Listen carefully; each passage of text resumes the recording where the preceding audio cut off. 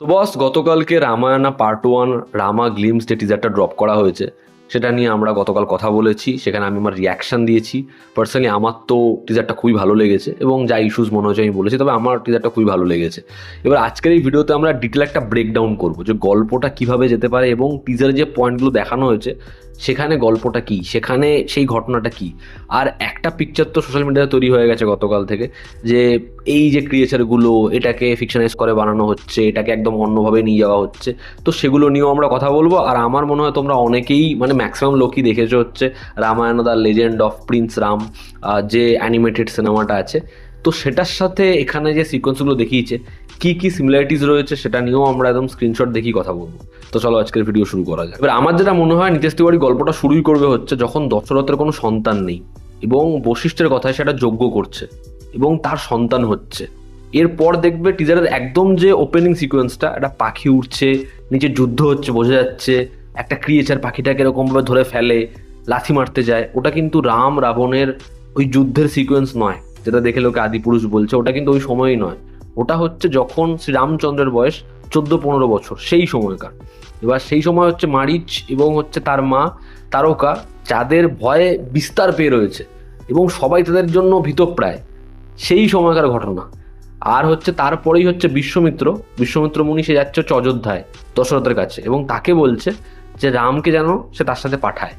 এবার প্রথমে দশরথ বিশ্বাসই করতে পারে না, কারণ তখন রামের বয়স হচ্ছে 15 বছর, কি করে সে পারবে। কিন্তু সে বিশ্বমিত্র মুনির কথা রাজি হয়। রাম এবং লক্ষ্মণকে প্রশিক্ষণ দেয় হচ্ছে বিশ্বমিত্র মুনি এবং তারপর হচ্ছে তারকার সাথে রামের লড়াই হয়। এবার দেখবে টিজারে একটা সিকোয়েন্স রয়েছে যেখানে রণবীর কাপুরের ক্যারেক্টারটা ছুটছে, রাম ছুটছে এবং পিছনে একটা বড় দৈত্যের মতো চেহারা, একটা বড় ক্রিয়েচার, সেটা হচ্ছে তারকা। সে ভাঙচুর করছে, সেটা হচ্ছে তারকা এবং তারকাকে কিন্তু রামচন্দ্র হারিয়ে ফেলে এবং যে পোশাকটাও পরে রয়েছে সেটা কিন্তু রাজকীয় পোশাক, সেটা পরেও ছুটছে। তো সেটা হচ্ছে তারকাকে হত্যা করার আগের মুহূর্ত এবং তারকাকে সে মেরে ফেলে, কিন্তু মারিচ যে সে সেখান থেকে পালিয়ে যায়। এবার এই যে মারিচ, সে কিন্তু হচ্ছে রাবণের মামা এবং সে গল্পে পরবর্তী সময় আবার ফেরে। কখন ফেরে? সে তার একটা দক্ষতা থাকে, সে রূপ বদলাতে পারে, সে যে কোনো ব্যক্তি যে কোনো পশু তার রূপ নিতে পারে।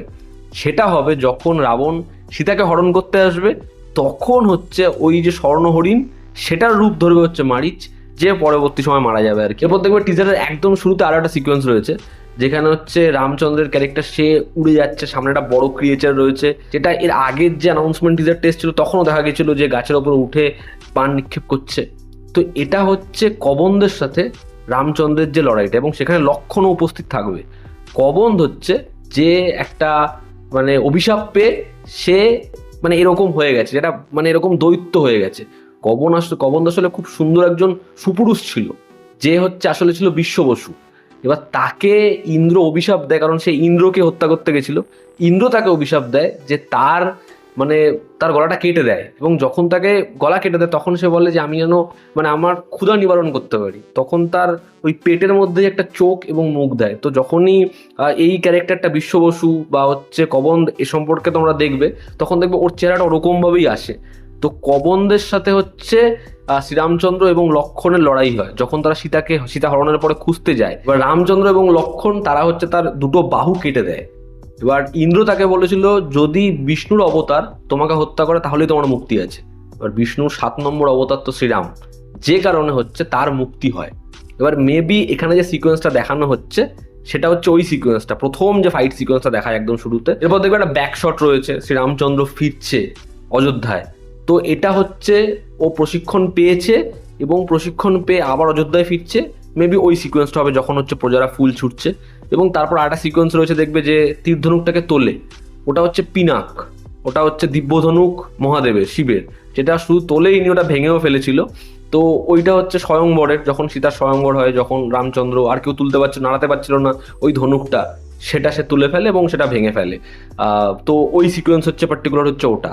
তারপর দেখবে যেটা সব থেকে আইকনিক সিকোয়েন্স, যেটাকে এখানে প্রমিনেন্ট করেনি কারণ কোনো ক্যারেক্টার রিভিল করেনি, সেটা হচ্ছে যখন রামচন্দ্রের মাথায় মুকুট পরাচ্ছে, সিংহাসনের ভার দিচ্ছে তাকে দশরথ। এবার এটা নিয়ে গতকালকে আমি পোস্ট পড়েছিলাম, আবির দা লিখেছিল, আবির রয় খুব ভালো একজন গায়ক, রাইটার, ডিরেক্টর। আমার এত ভালো লাগে পোস্টটা। সেটা হচ্ছে এই চরিত্রটা দশরথের কে প্লে করছে, সেটা প্লে করছে অরুণ গোভিল। এবার অরুণ গোভিলের রামচন্দ্র প্লে করা ক্যারেক্টার মানে আজও আমাদের মনে গেঁথে রয়েছে। এবার এই যে তাকে এই সিংহাসন দিচ্ছে বা মুকুটটা পরিয়ে দিচ্ছে, এটার মাধ্যমে নেক্সট জেনারেশনের একজন রামকে সে পরবর্তী রাম হিসেবে বাছাই করছে। তো এটা যেভাবে কনটেক্সটটা দাঁড় করিয়েছে আবিরদা, আমার হেভি লেগেছে। এবং ওই পার্টিকুলার সিকোয়েন্সটাও ভীষণ ভালো। ওই পার্টিকুলার সিকোয়েন্সটা হচ্ছে যখন দশরথ রামকে নির্বাচিত করছে এই অযোধ্যার রাজা হিসাবে, এবং তারপরে যা হয় আমরা জানি, মন্থরার কথায় কইকেয়ী তার মনে সে বিষ ঢালবে এবং সে দশরথের কাছে কি দাবি করবে, তারপর দশরথ তার দুটো শর্ত পূরণ করবে। এবং তারপর যে জায়গাটা রয়েছে যেখানে রাম গিয়ে তার পায়ের সামনে বসে রয়েছে এবং সে মুখটা তুলছে, ওই যে পার্টিকুলার শট, এবং দেখবে ডান দিকে কিন্তু সীতা রয়েছে, বাদিকে লক্ষণ রয়েছে, প্রমিনেন্ট নেই। এবং সেইটা যখন দশরথ বলবে যে তুমি কেন আমার এই প্রস্তাবের বিরোধিতা করছো না, এবং রাম সে বিরোধিতা করবে না, সে বলবে আমার এই সিংহাসন, এই রাজ্য কিচ্ছু চাই না, তোমার যে দেওয়া কথা সেটা যেন বিফলে না যায়, সেই কারণেও চলে যাবে। এবং তারপরে দেখবে রথের অনেকগুলো সিকোয়েন্স রয়েছে, রথটা সরছে, যেখানে ব্যাকগ্রাউন্ড স্কোরটা ব্যাপকভাবে আপলিফটেড হচ্ছে এবং একটা প্রজাদের ভিড়ের মাঝখান থেকে যাচ্ছে। তো ওটা এই অযোধ্যা থেকে গঙ্গা অবধি রামকে ছাড়তে আসবে। তারপর তো রাম সীতা লক্ষণই চলে যাবে ওই বোটে করে। তো ওই সিকোয়েন্সটা প্রজার মাঝখান থেকে যাচ্ছে, যেখানে প্রজারা ওর জন্য হায় আপিত্তেশ করছে যে রাম যাবে না, ওই যে জায়গাটা, ওটা পার্টিকুলার ওই সিকোয়েন্সটা। এবং তারপর যখন নদীতে করে যাবে নৌকায়, দেখবে একটা সিকোয়েন্স রয়েছে যেখানে ওই রাম বলে ডাকটা শোনা যায়। ওটা কিন্তু রাবণের ডাক একেবারেই নয়, ওটা দশরথ, সে রামের কথা বারবার করে মনে করছে এবং রাম যখন চলে যাচ্ছে তখন সে ওটা শুনতে পাচ্ছে। এবং বাবার সাথে তার যে কানেকশন, ওখানে যাবে যখন সে খবর পাবে, দেখবে ওই যে জলের মধ্যে ভাসাচ্ছে, ভরত আসবে, ভরত তাকে জানাবে, ওই পার্টিকুলার সিকোয়েন্সগুলো যেরকমভাবে পরবর্তীতে যাবে সেগুলো ভীষণই। পর আসি পুষ্পক বিমান, যেটা এই টিজারের হাইলাইটিং পয়েন্ট, যেখানে রকিং স্টার ইয়াশ সে রাবণের চরিত্র প্লে করছে এবং ব্যাক শটে তাকে দেখানো হয়েছে এবং রাবণ এগিয়ে যাচ্ছে এবং পরে ওই পুষ্পক বিমানটাকে যেভাবে এস্টাবলিশ করা হয়েছে, পুষ্পক বিমানটা দারুণ বানিয়েছে, দারুণ, মানে ওটা সেই যে সাউন্ড এফেক্টটা দিয়েছে ব্যাপক লাগছে। এবার এই পুষ্পক বিমানটা বানিয়েছিল বিশ্বকর্মা, কিন্তু বিশ্বকর্মা কিন্তু এটা বানায়নি রাবণের জন্য, এটা বানিয়েছিল কুবেরের জন্য, যেটা পরবর্তী সময় রাবণের কাছে আছে। এবং ওই যে সিকোয়েন্সটা, সেটা আমার মনে হয় সিনেমা হলে একটা অন্যই মজা দেবে অডিয়েন্সকে। এবার পার্ট 1 রামায়ণ সেটা কোথায় শেষ হবে, আমার যেটা মনে হয়, দেখবে একটা শট রয়েছে যে এরকমভাবে তরবারিটা চালাচ্ছে এবং টপ শটে ক্যামেরাটা বেরিয়ে আসছে, ওই যে জায়গাটা সেটা সীতা হরণ হয়ে গেছে এবং জটায়ু মারা গেছে। যে কবন্ধের কথা বললাম, যে একটা দৈত্য চেহারা এবং তাকে রাম হত্যা করে, কবন তাকে সুগ্রীবের কথা বলবে এবং সেই পয়েন্টে হনুমানের সাথে শ্রী রামচন্দ্রের সাক্ষাৎ হবে এবং মেবি সেই জায়গাতেই পার্ট 1 শেষ হবে, যেরকম আমার মনে হয়, যেখানে হনুমানকে রিভিল করা হবে এবং সেখানেই হয়তো পার্ট 1 শেষ।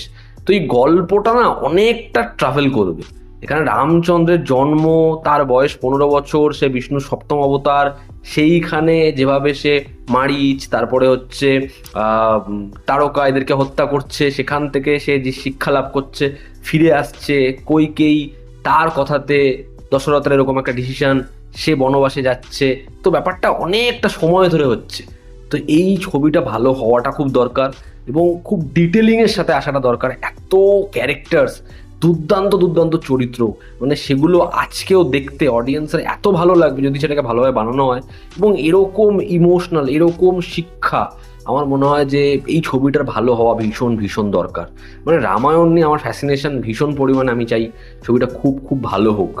আর ক্রিয়েচারগুলোকে যেরকমভাবে তারা দেখিয়েছে, আমার মনে হয় সেটা ভিএফএক্সে আরও ডেভেলপ হওয়া দরকার, কিন্তু এআই শট কিন্তু এটা নয়।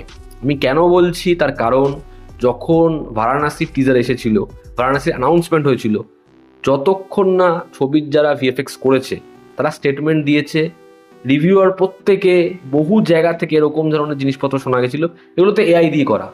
তারপর ভিএফএক্স সুপারভাইজার সে স্টেটমেন্ট দেয় এটা তারা ভিএফএক্সে পুরোপুরি ক্রিয়েট করেছে এবং বহু ভিএফএক্স আর্টিস্ট তারা সেটার জন্য অবাক যে এটা কীভাবে ক্রিয়েট করেছে, কিন্তু ওটা কিন্তু ভিএফএক্স দ্বারা ক্রিয়েট করা।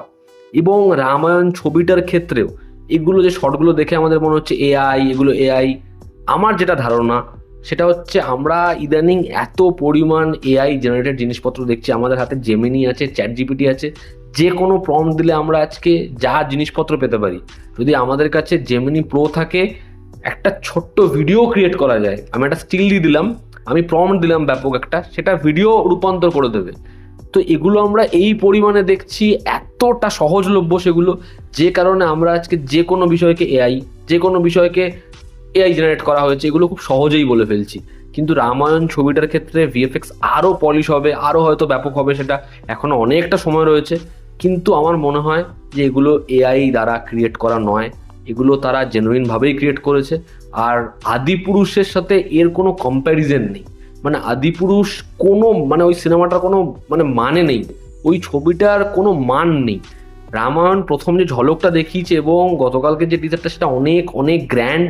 আমরা মাথার মধ্যে 4,000 কোটি টাকা রাখছি বলেই কিন্তু আমাদের এত কিছু ভাবনা আসছে। দুটো পার্ট মিলে 4,000 কোটি টাকা, তো 2,000 সেখানে যদি বারাণসী 1300 থেকে 1,500 কোটি টাকার হয়, তাহলে এটা 2,000 কোটি টাকা। আমার মনে হয় যে ঠিক আছে ভাই, হ্যাঁ হয়তো নামিত মালহোত্রা যে তার এই যে নামিত মালহোত্রাস রামায়ণ এরকম ধরনের জিনিসপত্রে আমার আপত্তি রয়েছে, সব জায়গায় গিয়ে ছবির বাজেট নিয়ে স্টেটমেন্টে আমার আপত্তি রয়েছে, তবে কোথাও একটা কি রামায়ণ নিয়ে আমার ভীষণ ভীষণ আশা রয়েছে। আমার মনে হয় রামায়ণ খুবই ভালো হবে, কারণ বারাণসীর যে শটটা, লোকে এত বারাণসী নিয়ে কাল থেকে কম্প্যারিজন করছে, যেখানে হচ্ছে নন্দীর পিঠে চেপে মহেশবাবু আসছে, সেই শটটা কি সত্যি ব্যাপক দেখতে। কিন্তু আগের যতগুলো ভিজুয়ালস, যতগুলো শট দেখিয়েছে সেগুলো সত্যি দুর্দান্ত, কিন্তু সেগুলোকেও তো লোকে এআই জেনারেটেড বলছিল, কিন্তু সেগুলো ভিএফএক্স দ্বারা ক্রিয়েট করা। এবং আমরা ইন্ডিয়ান কোন ছবিতে এরকম ধরনের ভিএফএক্স এর স্কিল দেখেছি, আমার এটাই জিজ্ঞাসা। তো আমার মনে হয় এখনও ছবির ভিএফএক্স অনেক পলিশড হতে পারে, তবে আপাতত আমি রামায়ণ নিয়ে আশা রাখছি। এবং আমার যা যা বক্তব্য ছিল, যে যা পয়েন্ট মনে হচ্ছিল, আমি সেগুলো এই ভিডিওতে বললাম, এবং শেষে আমি তোমাদের একটা স্ক্রিনশট দেখাবো বললাম। তো এখানে আমি তোমাদের এই রামায়ণ ছবির এবং রামায়ণ দ্য লেজেন্ড অফ রামা, সেই যে অ্যানিমেটেড ছবি, এর কিছু সিকোয়েন্সের জিনিসপত্র একেবারে পরপর দেখাচ্ছি, তোমরা নিজেরা দেখো। এবং তারপর যারা হচ্ছে রামায়ণ সম্পর্কে জানে না, বা যারা এই ছবিটাও দেখেনি, তারা যে এত লাফিয়ে লাফিয়ে কমেন্ট বক্সে এসে বলছে এরকম হয়নি ওরকম হয়নি, এটার থেকে বারাণসী বেটার, আমি বলবো একটু পজ নাও, একটু দেখো, তারপর আমার মনে হয় আমাদের একটু অপেক্ষা করা উচিত। আমার মনে হয়